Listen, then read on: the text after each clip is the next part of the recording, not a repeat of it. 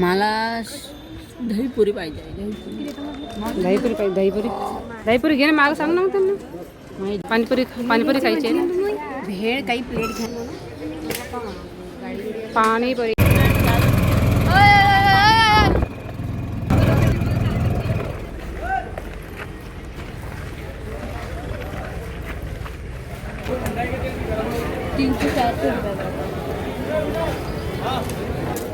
चल शे.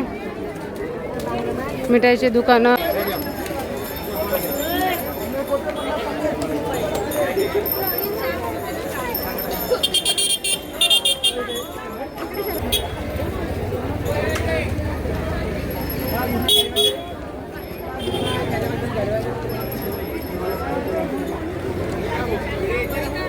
हां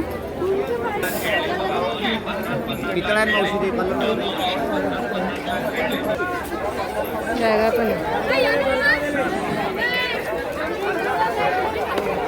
चल.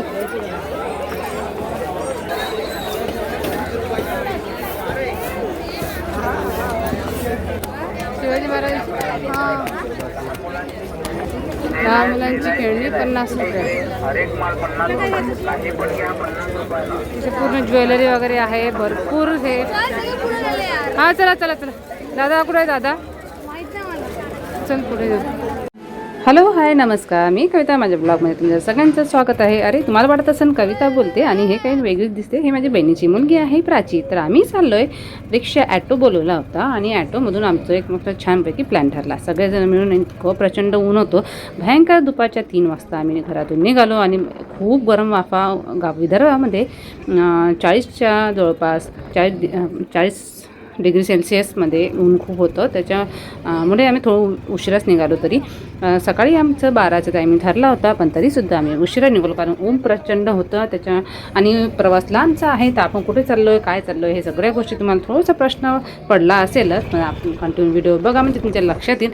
आता आपला हे स्टॉप आला आहे. 1 ते 1.5 तासाचं आपलं अंतर आहे. आपण विदर्भातील व्हिडिओ करतो आहे. विदर्भामध्ये गेले. विदर्भामध्ये म्हणजे बहिणीकडे म्हणजे गायगाववरून आम्ही 1-1.5 तास पुढे गेलो आहे. आणि हे बघा हे पार्किंगचं एरिया आहे. इथे आम्ही गाडी लावली होती आणि छोटासा गेट जो तुम्ही माझ्या पाठीमागे बघितला त्या गेटमधून आतमध्ये गेलो आहे. आणि आत्ता तुमच्या लक्षात आलंच असेल बॅनर बघून बाजूला.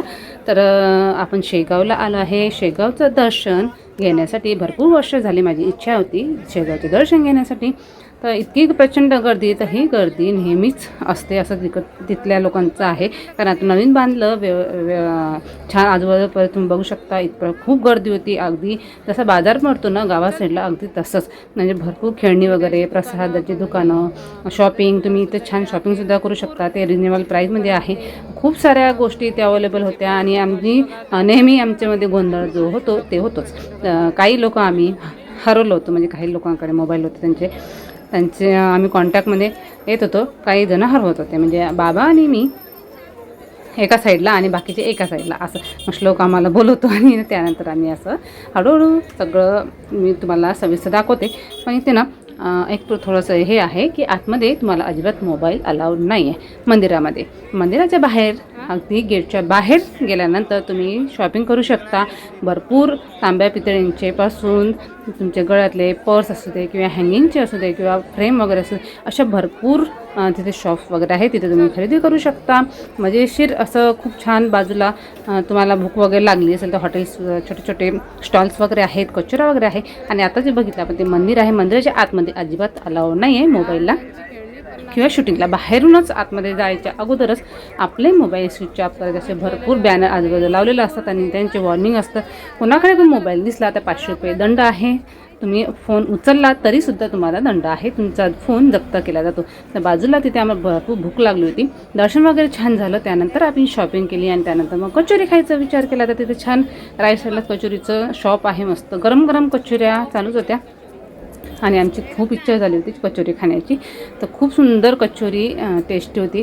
तर तिथे 15 रुपयाला 30 रुपयाला प्लेट. एक तुम्ही सिंगल घेतली तर 20 रुपयाला होती. पण 2 तर तुम्ही एक प्लेट घेतली एका प्लेटमध्ये 2 येतात म्हणजे 30 रुपयाला. तर 15 रुपयाला पडते. अशा प्रकारे. आणि ते बाजूला तुम्ही बघाल तर सारण त्याचं कचोरीचं केलेलं आहे. आणि हे बघा त्याचं शॉप आहे. तुम्ही तिथे कोण कोण गेलात तर मला कमेंटमध्ये नक्की सांगा. आणि ही कचोरी कोणी कोणी खाल्ली ते पण मला कमेंटमध्ये सांगा. चला तर मग आता पाणीपुरी खाण्याची खूप इच्छा झाली आहे सगळ्यांना. तर पाणीपुरीसुद्धा खाऊया. भेलपुरी, पाणीपुरी, आणखी भरपूर काही नाश्ता करायचा आहे. दहीपुरी पाहिजे, दहीपुरी घे ना, मागं सांग ना त्यांना. आता वेळ झाली आहे, रात्र झाली आम्हाला अक्षरशः. तर अजिबात आता व्हिडिओ क्लोज करणार नाही आहे बरं का. आणखीन एक ठिकाण तुम्हाला दाखवायचं आहे. तर आम्ही रिक्षामध्ये म्हणजे ॲटोमध्ये परत बसलो. तर हा मोठा ॲटो आहे, आपल्यासारखं नाही की मीटरवर चालतात वगैरे. तिथे असं ठराविक असतं की वन डेचं वगैरे किती माणसं तुमचे येणार आहेत त्या हिशोबाने असं ॲटोवरती एक ठरलेलं असतं.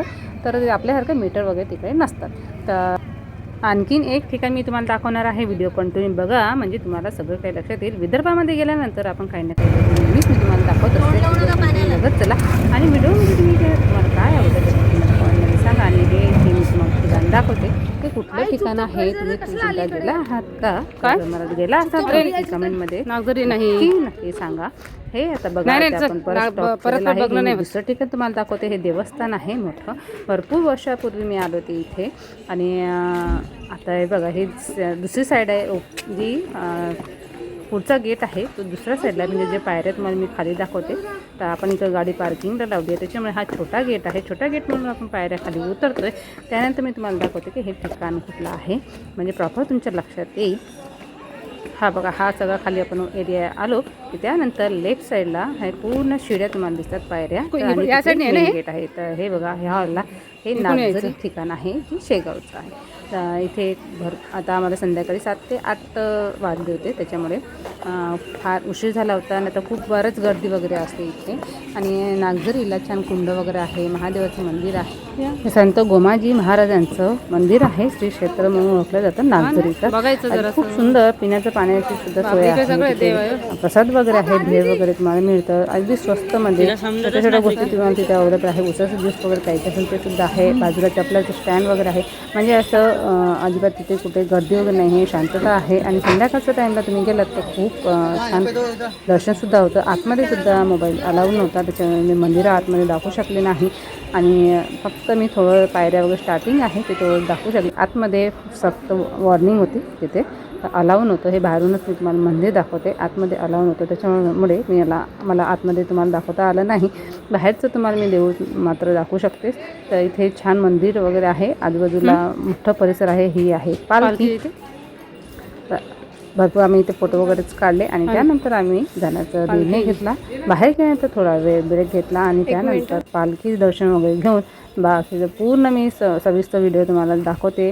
शेगावचा व्हिडिओ दाखवला. शेगावचं बाहेरचं परिसर आतमध्ये सुद्धा तिथे अलाउड नव्हतं. आणि इथे सुद्धा तसंच परिस्थिती आहे. आतमध्ये मोबाईल अजिबात अलाउड नव्हता. व्हिडिओ शूटिंगसुद्धा अलाउड नव्हतं. अशा प्रकारे हा व्हिडिओ मी करते. व्हिडिओ कसे वाटतात म्हणजे नक्की कमेंटमध्ये सांगत चला. आणि अशाच प्रकारे मी वेगवेगळे ठिकाण तुम्हाला दाखवते विदर्भामधले.